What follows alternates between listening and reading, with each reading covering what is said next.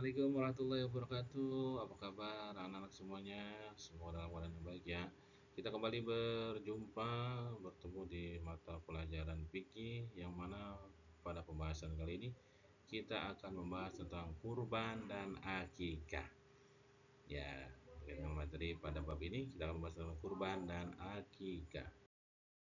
Oke baiklah anak-anak sekalian, sebelum kita membahas lebih jauh tentang kurban akikah, kita harus pahami dulu tentang pengertian dari kurban dan akikah. Oke, nah kurban itu menurut syariat adalah sesuatu yang disembelih dari binatang ternak yang berupa unta, sapi, dan kambing untuk mendekatkan diri kepada Allah yang disembelih pada hari raya Idul Adha atau hari raya Tasyrik. Ya, seperti kita ketahui bahwa hari raya Idul Adha itu jatuh pada tanggal berapa? Tanggal 10 Zulhijjah. Nah, dari tanggal 10, tanggal 11, 12 sampai dengan 13 disebut dengan hari tasyrik, sehingga kita bisa melakukan penyembelihan untuk hewan kurban itu pada 3 hari setelah hari raya Idul Adha, hari tasyrik ya. Dan untuk yang terbiasa yang ada di negara kita Indonesia ini biasanya itu rata-rata yang disembelih untuk kurban itu adalah sapi dan kambing ya. Nah, kemudian untuk akikah itu sendiri apa? Nah, akikah itu menurut istilah syara ialah menyembelih hewan ternak pada hari ke-7 dari kelahiran seorang anak, yang pada hari itu anak diberi nama dan dipotong rambutnya. Sedangkan menurut bahasa, akikah artinya adalah pemotongan.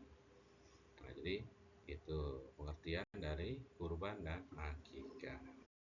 Oke, baiklah. Selanjutnya, setelah kita mengetahui tentang pengertian kurban dan akikah, nah, kita juga perlu mengetahui apa sih syarat-syarat yang tentang kurban dan akikah tersebut.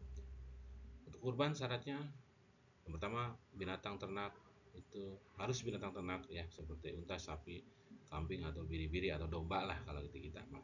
Kemudian untuk unta biasanya itu harus berumur 6 tahun, sapi 3 tahun, kambing dan biri-biri ataupun domba itu berumur 2 tahun.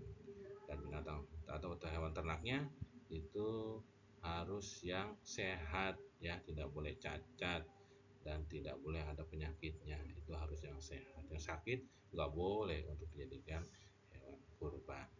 Kemudian untuk akikah, nah, untuk akikah ini biasanya terdiri dari hewan dari jenis kipsi atau domba putih yang sehat ya, minimal usianya setengah tahun, dan kambing Jawa yang ada di kita itu minimal 1 tahun.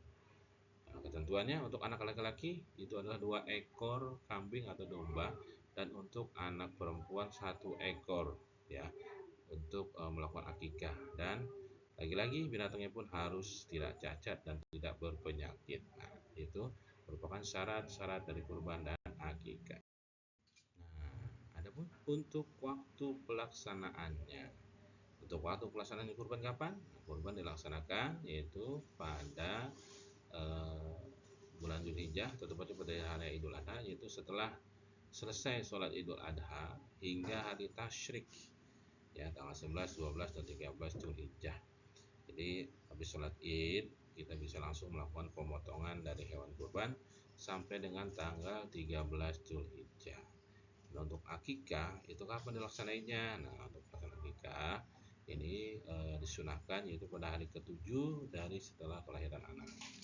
Nah, bila tidak bisa melaksanakannya pada hari ke-7, boleh ya hari ke-14, dan juga belum bisa juga di hari ke-14, maka hari ke-21 boleh. Namun setelah 3 minggu masih tidak mampu, maka kapan aja boleh dah ya, kapan saja boleh untuk pelaksanaan akikah kalau memang sudah mampu. Nah, itu merupakan waktu pelaksanaan dari kurban dan akikah.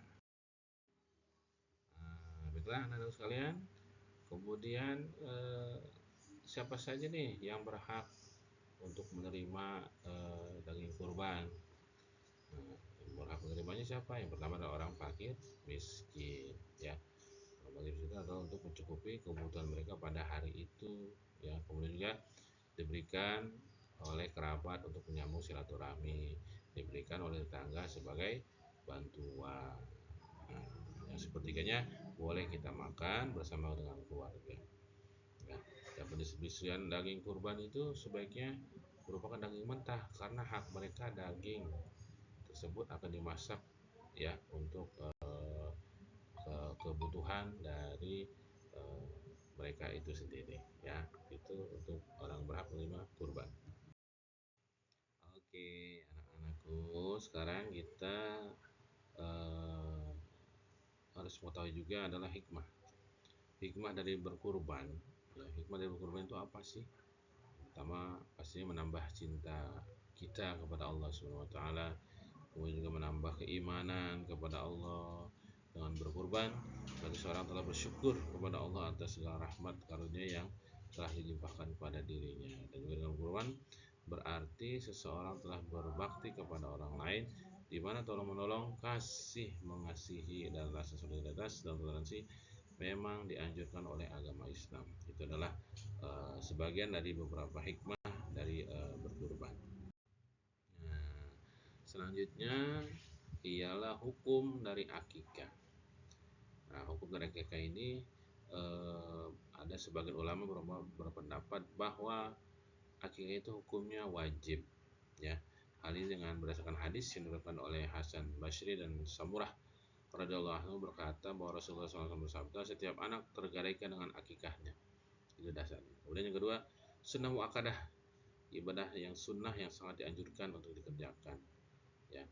Yang sebagaimana kita ketahui bahwa jumlah hewan yang disembelih untuk laki-laki 2 ekor dan perempuan adalah 1 ekor. Itu adalah eh, ketentuannya, dan waktunya kapan? Setelah 7 hari setelah anak dilahirkan, itu sunnahnya, ya. Dan pada waktu juga disunahkan untuk memberi nama anak yang baik, ya, sesuai dengan sabda Rasulullah, kalian akan dipanggil pada hari kiamat dengan nama-nama kalian dan nama-nama bapak kalian, maka indahkanlah nama-nama kalian, ya.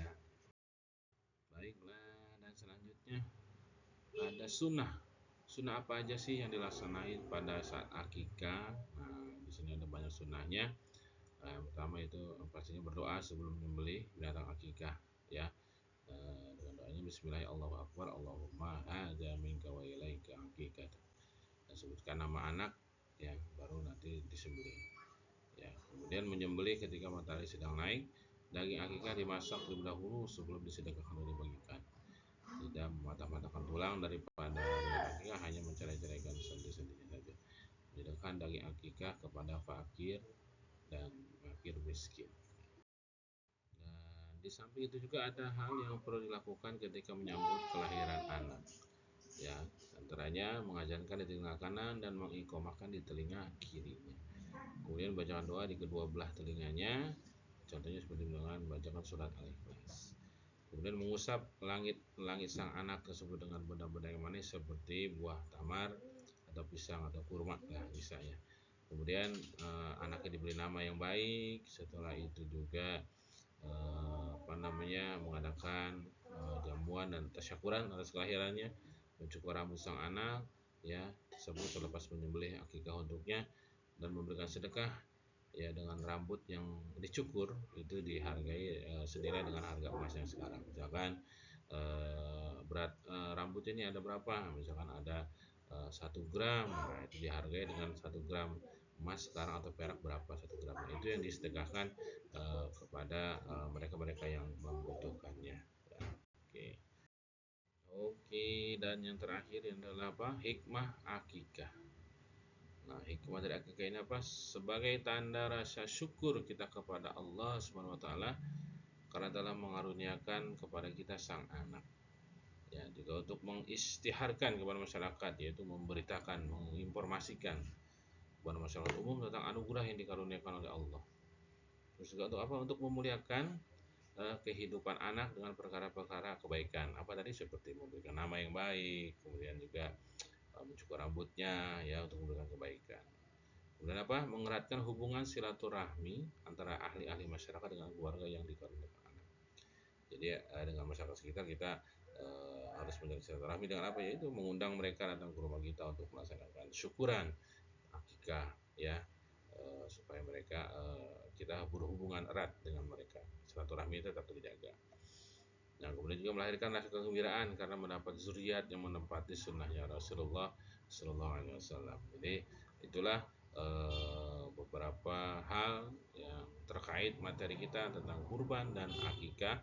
Jadi sudah disebutkan mulai dari syarat, pengertian, syarat hukum, cara pelaksanaan dan hikmahnya sudah Bapak berikan kepada kalian. Nanti kalian tinggal dibaca-baca kembali pengertian juga apa namanya syarat-syarat dan macamnya.